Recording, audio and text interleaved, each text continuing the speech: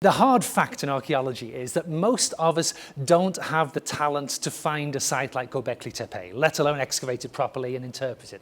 Most of us dig on sites like this site in Sicily, where I excavated my most recent project, which was a very, very ordinary ancient village, which was the whole reason why we went there.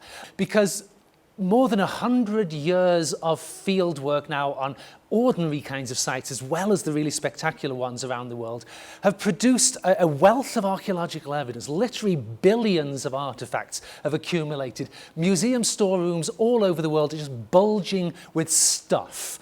And not only do we have billions of objects to work with, we've also had a real revolution in the kind of techniques available to us, of new natural science techniques that change the whole way we can look at this evidence. I mean, over here, this sort of space alien stuff you see on the left, this is ancient pollen remains, hugely magnified, important source of evidence about diet. Here you see the extraction of ice cores from Antarctica, major source of evidence for ancient climate change. The new scientific techniques combined with the billions of artifacts now available, and then we feed them back into the more traditional sorts of literary evidence. And here we've got a papyrus of the beginning of the New Testament book of Matthew. Put all these pieces of evidence together. Collectively, they make an incredible source which has begun to transform the way we think about the fall of civilizations.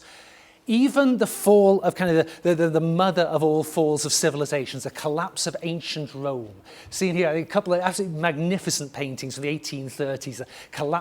This was Destruction and Desolation by an American artist named Thomas Cole. People have been thinking about the fall of Rome for centuries and centuries. There was a German book published 30 years ago which listed more than 200 theories that have been put forward for why the Roman Empire fell. And in the last 30 years, we've accumulated so much evidence that we've now got to the point that instead of just adding more theories, we're actually able to start winnowing down the number of theories, getting down a little bit from the 200. And the sort of things that we are now beginning to put together about the fall of ancient Rome, one of them is driven by new techniques of excavation. This is a reconstruction of a post-Roman village in England, dating to the 7th and 8th centuries. When I started in this field in the 1970s, one of my first digs was on a post-Roman site. And back in those days, we would have been really lucky to have known how to recover the traces of buildings like this. Now we have enormous amounts of evidence from these settlements, and we're beginning to realize things like the old theories about the barbarian invasions of Rome. The numbers of people involved were much, much smaller than we'd thought. Over here on the right, I was seeing an ancient DNA lab, which is one of the main ways we've been able to figure out. The numbers of people involved, much smaller. The movements of populations, much, much slower than we'd previously thought. From evidence like tree rings, we now understand the role of climate was much bigger in the collapse of the Roman Empire than anyone had ever guessed. So too the role of disease. Here we've got a plague pit excavation going on in France. Many new sources of evidence beginning to change our picture of how the Roman Empire fell.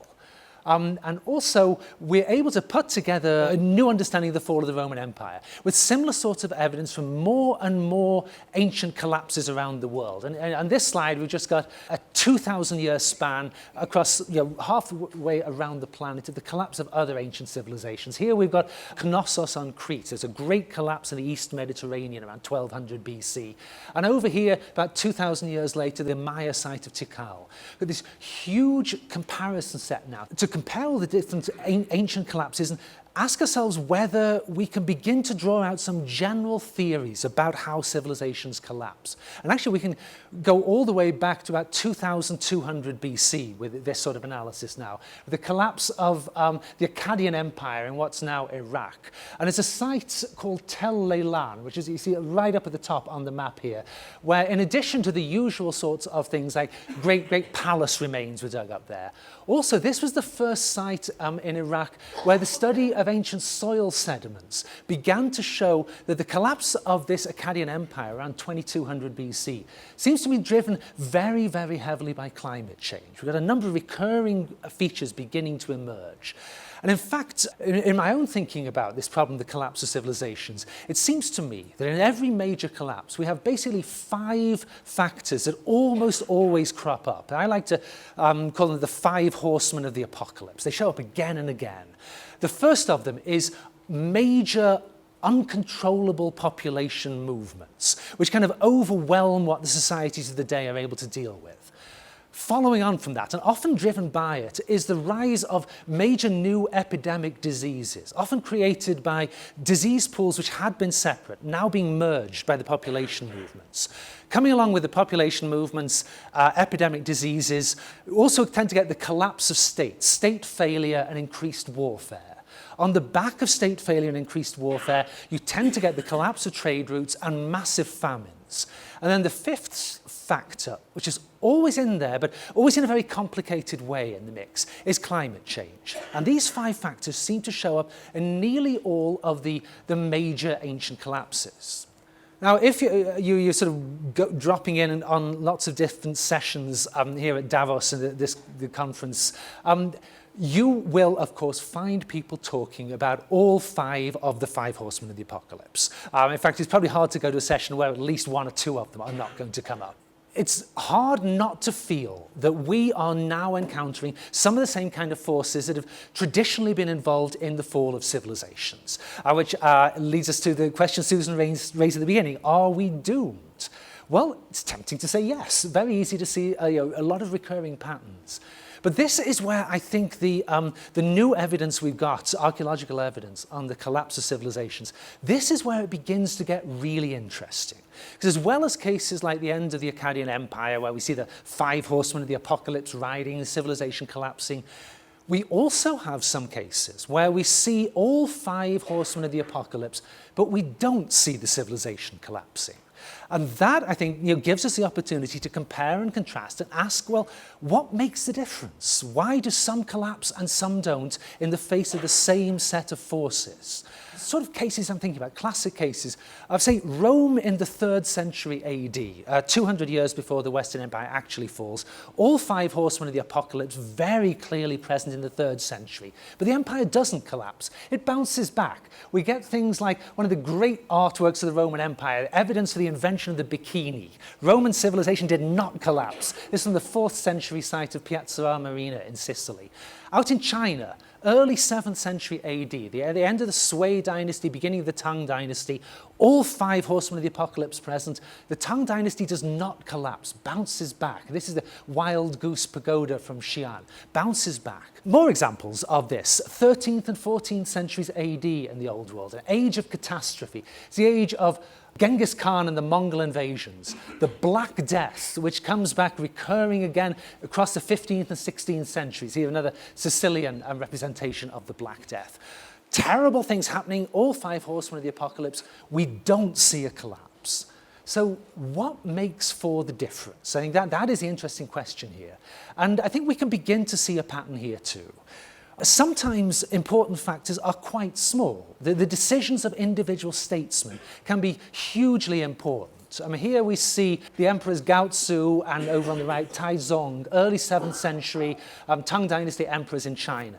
These were men who really understood the workings of steppe nomad society, made brilliant political and military moves, played a major part in averting the collapse of the Tang Dynasty before it even got going. So one conclusion I think you can safely draw is that really good leadership matters. Here we are at a conference full of global leaders. I think the message of global leaders is try harder. This is what I think one of the things we learn.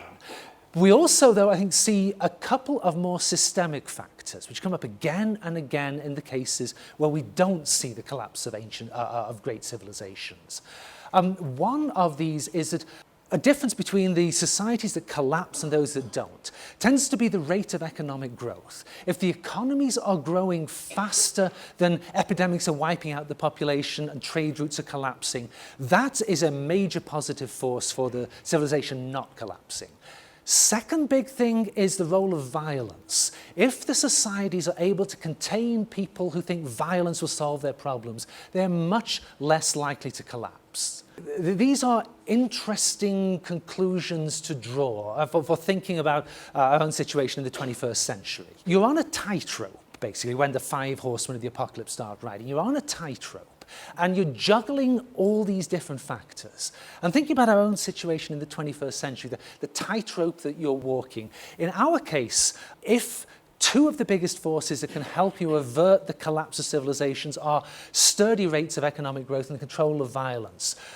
We do have a lot to worry about. The fact that the forces that have driven our economic growth, and here you see an example from Beijing, the forces that have driven our economic growth also seem to contribute massively to the building crisis in the 21st century. Our burning of fossil fuels has created one of the major challenges to our own century. It's like the tightrope is narrowing. By virtue of trying to avoid a sort of economic slowdown, we're kind of ramping up the pressures bearing down on our civilization.